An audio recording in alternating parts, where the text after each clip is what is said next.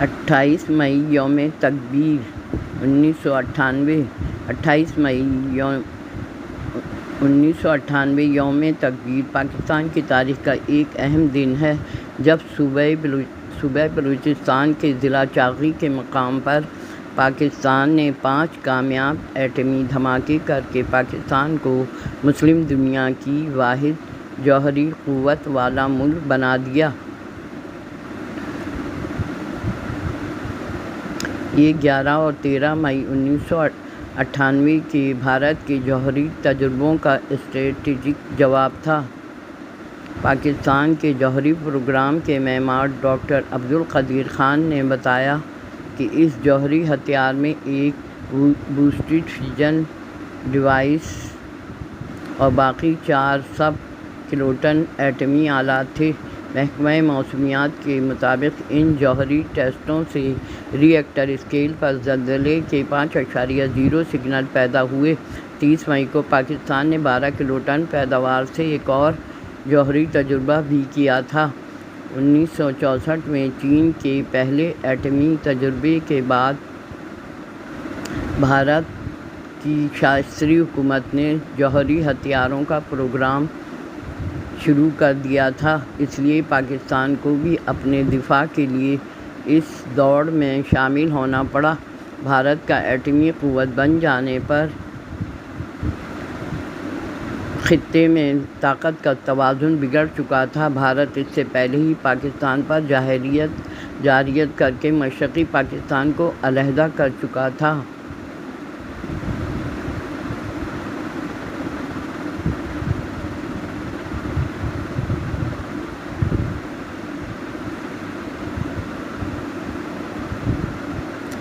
انیس سو 74 کے بھارتی ایٹمی تجربات کے بعد پاکستان کے وزیر اعظم ذوالفقار علی بھٹو نے پاکستان کو ایٹمی قوت بنانے کا عزم کیا اور اہم پیش رفت جولائی 1976 میں ڈاکٹر عبدالقدیر خان کی وطن واپسی پر ہوئی۔ 1977 میں ضیاء الحق کی حکومت میں پاکستان نے جرمنی، فرانس اور کینیڈا سے جوہری ٹیکنالوجی خریدنے کے لیے اہم اقدام کیے۔ ان حساس آلات کو منتقل کرنے پر ان ممالک پر پابندیاں عائد کر دیں، لیکن جرمنی نے یورینیم افزودگی پرکھنے والے اور بہت سے حساس آلات فروخت کیے۔ 1967 میں گیسی سینیٹری فیوز پر کام شروع ہوا تھا، لیکن ڈاکٹر عبدالقدیر خان نے نیدرلینڈ میں حاصل کی گئی مہارت سے یورینیم افزودگی کے کام کو آگے بڑھایا اور ان کی نگرانی میں کوہٹو ریسرچ لیبارٹریز میں KRL کا قیام عمل میں لایا گیا اور ضروری مواد، ٹیکنالوجی اور آلات حاصل کرنے کی کوششیں شروع کر دی گئیں۔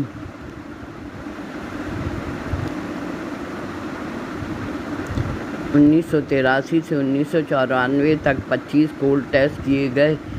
یہ نیوکلیئر ڈیوائس کی ذیلی جانچ تھی۔ آخرکار 28 مئی 1998 کا دن بھی آ گیا جب پاکستان کے ایٹامک انرجی کمیشن نے سپہر کو 3:15 بجے چاغی ٹیسٹ سائٹ پر 5000 زیر زمین ایٹمی تجربات کیے گئے۔ اس عمل کے مشاہدے کے لیے پوسٹ ٹیسٹ 10 کلومیٹر کے فاصلے پر قائم کی گئی، جس میں ڈاکٹر مسعود احمد اور اصغر قادر کی سربراہی میں میتھمیٹک گروپ اور تھیوریٹیکل فزکس گروپ کے ارکان کو جوہری ہتھیاروں کی کیلکولیشن کا حساب لگانے کا چارج دیا گیا تھا۔ الحمدللہ، اور اس طرح پاکستان مسلم دنیا کی پہلی اور دنیا کی نویں جوہری صلاحیت کے طور پر اپنی پہچان بنانے میں کامیاب ہو گیا اور جنوبی ایشیا کے خطے کا طاقت کا توازن قائم کرنے میں کلیدی حیثیت رکھتا ہے۔ حقیقت میں یہ جوہری ہتھیار جارحیت کے اندیشوں کا ازالہ اور امن قائم رکھنے اور رکھوانے میں پیامبر ثابت ہوئے ہیں۔